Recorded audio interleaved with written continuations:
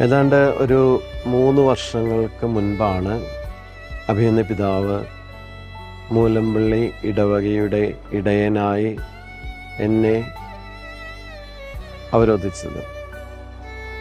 മൂലമ്പള്ളി കുടിയിറക്ക് എൻ്റെ കണ്ണീര് വീണ ഒരു മണ്ണ്. ഈ മണ്ണിലേക്ക് അന്ന് വന്നപ്പോൾ വാസ്തവത്തിൽ എനിക്ക് ശക്തി നൽകിയത് ഇത് വിശുദ്ധ അഗസ്തീനോസിൻ്റെ ഒരു പുണ്യഭൂമിയാണ് എന്നതിലാണ്. വിശുദ്ധ അഗസ്തീനോസിൻ്റെ അനുഗ്രഹങ്ങൾ നിറയുന്ന ഒരിടമാണ് എന്നതുകൊണ്ടാണ്. അതോടൊപ്പം ബഹുമാനപ്പെട്ട മൈക്കിൾ തലക്കെട്ടി അച്ഛൻ്റെ മധുരിക്കുന്ന ഓർമ്മകൾ, എന്നും സജീവമായി നിൽക്കുന്ന ഓർമ്മകളും അച്ഛൻ്റെ പാദസ്പർശങ്ങളുമേറ്റ മണ്ണ് എന്നതുകൊണ്ടാണ്. ഇങ്ങനെയുള്ള ഒരു സ്ഥലത്ത് ഉള്ള ഒരു സേവനത്തിനായിട്ടാണ് അഭിനന്ദ പിതാവിനെ നിയോഗിച്ചത്. ഈ 3 വർഷം ഈ പ്രവർത്തനങ്ങളെ കൂടുതലായി ശക്തിപ്പെടുത്താൻ കാരണം ഈ ജനത്തോടുകൂടെ യാത്ര ചെയ്യാൻ എനിക്ക് പറ്റിയിട്ടുണ്ടെങ്കിൽ അത് ഈ ഒരു കൊച്ചു ഗ്രാമത്തിലായിരിക്കുന്ന ഈ ഇടവക ജനങ്ങളുടെ വലിയ സ്നേഹക്കൂട്ടായ്മയുടെ ഫലം കൊണ്ടാണ്. ഒരുപാട് സ്നേഹം നൽകുന്ന നല്ല ഹൃദയങ്ങളുള്ള ഒരുപാട് ജനതകൾ നിറയുന്ന ഒന്നാണ് ഈ മൂലമ്പള്ളി ദേശം. തീർച്ചയായിട്ടും അതുകൊണ്ട് തന്നെ ഇതൊരു ദൈവത്തിൻ്റെ വലിയ വരദാനമായ ഒരു സ്ഥലമായി കാണുന്നു. അതിനെ കൂടുതൽ ഊട്ടിയുറപ്പിക്കുന്നതിനാണ് വിശുദ്ധ അഗസ്തീനോസിൻ്റെ മാധ്യസ്ഥവും മറ്റും നിറഞ്ഞു നിൽക്കുക. ഇന്നും വിശുദ്ധ അഗസ്തീനോസിൻ്റെ അനുഗ്രഹങ്ങൾ തേടി ഒരുപാട് ജനങ്ങൾ ഈ മനോഹരമായ അനുഗ്രഹാലയത്തിലേക്ക് കടന്നു വരുന്നുണ്ട്. പല സ്ഥലങ്ങളിൽ നിന്നും വിശുദ്ധൻ്റെ അനുഗ്രഹങ്ങൾ തേടിക്കൊണ്ട് കടന്നു വരുന്നുണ്ട്. ഇവിടെ എത്തുന്ന ഓരോ വ്യക്തികൾക്കും വിശുദ്ധൻ ഒരുപാട് അനുഗ്രഹങ്ങൾ പ്രദാനം ചെയ്തുകൊണ്ടും ഇരിക്കുന്നുണ്ട്. തീർച്ചയായിട്ടും ഈ അനുഗ്രഹാലയം ഇനിയും മുന്നോട്ട് ശതോത്തര സുവർണ ജൂബിലിക്ക് ശേഷവും അനവധിയായ വർഷങ്ങൾ വിശുദ്ധ അഗസ്തീനോസ് പുണ്യവാളൻ ഇവിടെ എത്തുന്ന ഓരോ മക്കൾക്കും അനുഗ്രഹങ്ങൾ കൊടുക്കട്ടെ എന്ന് പ്രാർത്ഥിക്കുന്നു. അവരുടെ കണ്ണീരൊക്കെ ഒപ്പട്ടെ എന്ന് പ്രാർത്ഥിക്കുന്നു.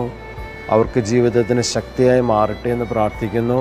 അതോടൊപ്പം ഇവിടെ ആയിരിക്കുന്ന ജനങ്ങളെല്ലാവരും കൂടാരത്തിൽ സ്നേഹക്കൂട്ടായ്മയിൽ ഒരുമിച്ച് നിന്നുകൊണ്ട് ഈശോയ്ക്ക് സാക്ഷ്യമേകുന്ന നല്ലൊരു ജനതയായി ഈ ദേശത്ത് മാത്രമല്ല ഈ ദേശത്തെ കേൾക്കുന്ന എല്ലാവരുടെ ഹൃദയങ്ങളിലേക്കും എത്തട്ടെ എന്ന് പ്രത്യേകമായി ആശംസിക്കുന്നു, പ്രാർത്ഥിക്കുന്നു.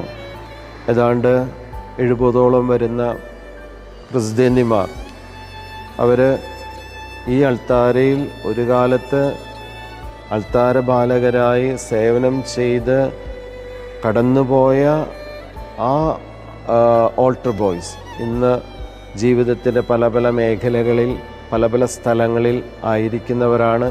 അവരുടെ നേതൃത്വത്തിൽ നടത്തുന്ന ജൂബിലി തിരുനാളുകൾ, അതിനുവേണ്ടി കൈകോർക്കുക വിശുദ്ധ അഗസ്തീനോസ് പുണ്യവാളൻ അതിന് നമ്മളോടുകൂടെ ഉണ്ടായിരിക്കും.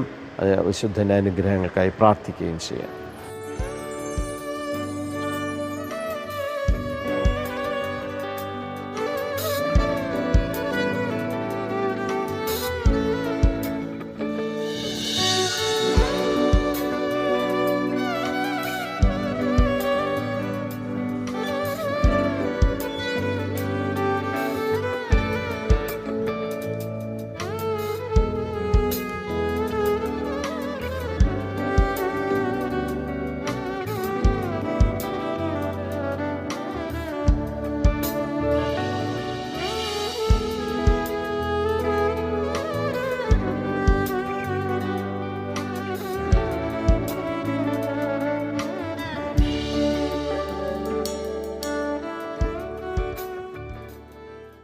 ശതോത്തര സുവർണ ജൂബിലി ആഘോഷത്തോടനുബന്ധിച്ച് 2025 വർഷത്തെ പ്രസിദ്ധന്തി കൂട്ടായ്മയായ യൂണിറ്റ് ഓഫ് ആൾട്ടർ അഭിമാന പുരസ്സരം അവതരിപ്പിക്കുന്നു. വട്ടക്കല്ലിലെ ഓർമ്മകൾ. ഈ ദൃശ്യവിരുന്നിലേക്ക് ഏവർക്കും സുസ്വാഗതം. പ്രകൃതി തൻ്റെ അനുഗ്രഹ ഹരിത പ്രഭാവത്താൽ സമ്പന്നമാക്കിയ ഒരു കൊച്ചു ദ്വീപ്. ചുറ്റും നിത്യം തഴുകിത്തലോടി മർമരങ്ങൾ ഉണർത്തി ഒഴുകുന്ന പെരിയാർ നദി. അതിനെല്ലാം ഒത്ത നടുക്ക് ഒരു നാടിൻ്റെ വിശ്വാസ നൈർമല്യതയുടെ പ്രത്യക്ഷ പ്രതീകമായി നിലകൊള്ളുന്ന മൂലംപള്ളി ദൈവാലയം. ദൈവഹിതത്തിനനുസൃതമായി ദൈവാലയ കേന്ദ്രീകൃതമായി ജീവിതം നയിക്കുന്ന ഒരു ജനത. തലമുറകളുടെ വിശ്വാസ പൈതൃകം അവകാശപ്പെടാനുണ്ട് ഈ കൊച്ചു ഗ്രാമത്തിൽ. വിശ്വാസ തീക്ഷ്ണതയുടെ ചൂടും ചൂരുമേറ്റ ചരിത്ര വഴികൾ. ഇതൊരു യാത്രയാണ്. ആലങ്കാരികതയുടെ നിറച്ചാർത്തുകളില്ലാതെ മൂലംപള്ളി എന്ന നാടിൻ്റെ ഇന്നലെയെയും ഇന്നിനെയും കോർത്തിണക്കി ഗൃഹാതുരത്വമുണർത്തുന്ന ഓർമ്മകളിലേക്കും അനുഭവങ്ങളിലേക്കുമുള്ള ഒരു യാത്ര. അവർണ്ണനീയമായ ഒരു നിർവൃതിയുടെ ലാളനകളുണ്ടാകും ഈ കാഴ്ചകൾക്ക്. കാരണം ഇത് നമ്മുടെ ഇന്നലകളാണ്. കഥാപാത്രങ്ങളോ നമ്മളും. ഈ യാത്രയിൽ മിന്നിമറയുന്ന ദൃശ്യങ്ങളിലും അനുഭവങ്ങളിലും ഒരു നാടിൻ്റെ ആത്മാവിനെ തൊട്ടറിയുന്ന അനിർവചനീയമായ സ്പന്ദനങ്ങളുണ്ടാവും. ഈ യാത്രയിലുടനീളം നമുക്കത് ദൃശ്യമാകും.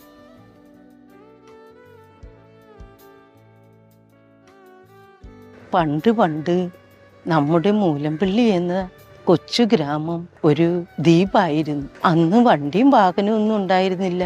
നമുക്ക് അക്കരയ്ക്ക് കടക്കാനായി വഞ്ചിയാണ് ഒരു മാർഗം. പിന്നെ അന്നൊക്കെ ഇവിടെ ജീവിച്ചിരുന്നത് മീൻപിടുത്തക്കാരും ചെട്ടികളും കുറച്ച് ക്രിസ്ത്യാനികളുമായിരുന്നു. അന്നത്തെ ആളുകളുടെ ജോലി തന്നെ മീൻപിടുത്തവും നെൽകൃഷിയും പിന്നെ കൂലിപ്പണിയൊക്കെയായിരുന്നു. പിന്നെ ഒരു കാര്യമുണ്ട്, നമ്മുടെ ഇവിടെ കളിമണ്ണ് കൊണ്ടുള്ള ചട്ടി ഉണ്ടാക്കിയിരുന്നു. ആ ചട്ടി പേര് കേട്ട ചട്ടിയായിരുന്നു, മൂലംപള്ളി ചട്ടി. ഇങ്ങനെയൊക്കെ ആയിരുന്നെങ്കിലും ദാരിദ്ര്യമായിരുന്നു. എന്നിരുന്നാലും എല്ലാവരും തമ്മിൽ പരസ്പരം നല്ല സ്നേഹമായിരുന്നു, ഒത്തൊരുമയും. അതൊക്കെ ഒരു കാലം.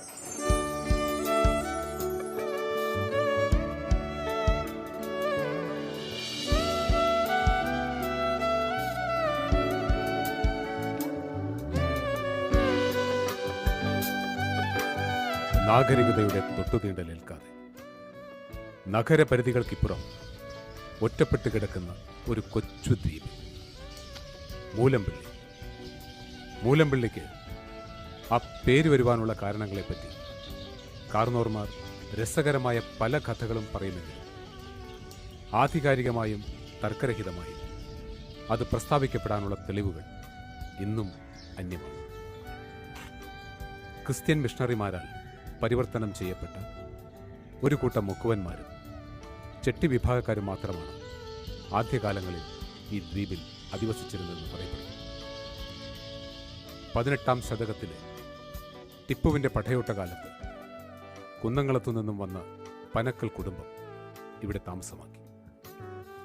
പനക്കൽ അന്ത എന്ന വ്യക്തിയുടെ ശ്രമഫലമായി ഇന്നാട്ടിലെ ക്രിസ്ത്യാനികളുടെ ആത്മീയ ആവശ്യങ്ങൾക്കായി നിർമ്മിക്കപ്പെട്ടതാണ് മൂലംപള്ളിയിലെ ആദ്യ ദൈവാലയം. ചാത്യാത്ത് ഇടവകയുടെ പരിധിയിൽ ഉൾപ്പെട്ട സ്ഥലമായിരുന്നു മൂലംപള്ളി എന്നതിനാൽ അന്നത്തെ ചാത്യാത്ത് പള്ളി വികാരിയായിരുന്ന വലിയത്തറ വലിയപാരച്ചൻ്റെ നേതൃത്വത്തിലും നിർദ്ദേശത്തിലും പണി തീർക്കപ്പെട്ടതായിരുന്നു മൂലംപള്ളിയിലെ ആദ്യ ദൈവാലയം.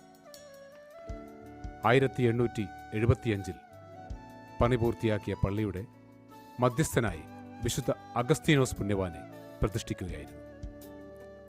അങ്ങനെ മൂലംപള്ളി ഒരു സ്വതന്ത്ര ഇടവകയായി രൂപം പ്രാപിച്ചു.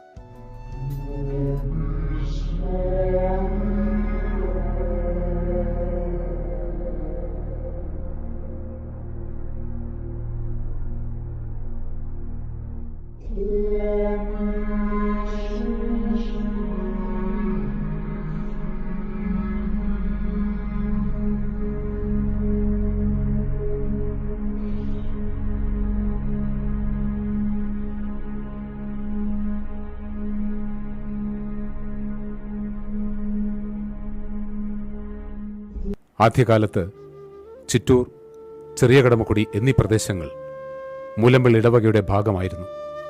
എന്നാൽ പിന്നീട് 1950 ചിറ്റൂർ സ്വതന്ത്ര ഇടവകയായി മാറ്റപ്പെട്ടു. ചെറിയ കടമക്കുടി അന്നും ഇന്നും മൂലമ്പള്ളി ഇടവകയുടെ ഭാഗമായി തന്നെ തുടരുന്നു.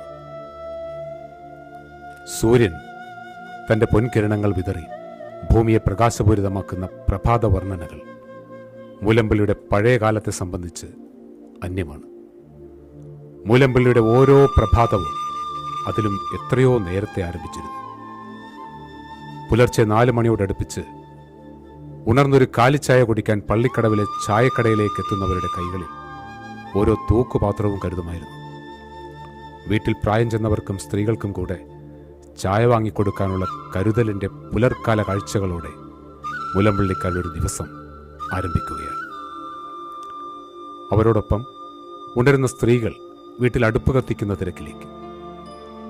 മൂലമ്പള്ളിക്കാർക്ക് രാവിലെ ഒരു ചായ എന്നത് ഒരു വികാരം തന്നെയാണ്. സംസ്കാരത്തിൻ്റെയും സമ്പ്രദായത്തിൻ്റെയും ഒരു ഭാഗമായിരുന്നു ഈ കാലിച്ചായ എന്നത് പറയാതെ വയ്യ. ഇലക്ട്രിക് പോസ്റ്റുകളും വഴിവിളക്കുകളും അന്യമായിരുന്ന കാലത്ത് കത്തിച്ച ചൂട്ടുവെട്ടത്തിൻ്റെ വെളിച്ചത്തിൽ കൂട്ടമായോ ഒറ്റയ്ക്കോ അവർ ചായക്കടകളിലേക്ക് നടന്നെടുക്കും. ചായക്കടകൾക്ക് മുന്നിൽ തൂങ്ങിയാടുന്ന റാന്തൽ വിളക്കുകൾക്ക് ചുറ്റും പാറി നടക്കുന്ന ഈയാമ്പാറ്റകളെ വകഞ്ഞുമാറ്റി കുളിർമയുടെ നൈർമല്യതയുള്ള ആ നനുത്ത പ്രഭാതത്തിൽ ഒത്തുകൂടിയിരുന്നൊരു കാലം. കുശലാന്വേഷണങ്ങളും പരദൂഷണങ്ങളുമായി ആവി പറക്കുന്ന ചൂട് ചായയും ചൂടൻ വിശേഷങ്ങളും പങ്കുവച്ചിരുന്ന പ്രഭാതങ്ങൾ. ഉപജീവന മാർഗമായ മണൽവാരലിനും മത്സ്യബന്ധനത്തിനും ശേഷം കൂകിവിളികളോടെ വഞ്ചിയുമായി ചായക്കടയെ സമീപിച്ചിരുന്ന തൊഴിലാളികൾ. കഠിനാധ്വാനത്തിൻ്റെ ആലസ്യത്തിൽ നിന്നും മോചനം നേടുന്നതിന് അവർ സമീപിച്ചിരുന്നത് ഇത്തരം ചായക്കടകളെയായിരുന്നു.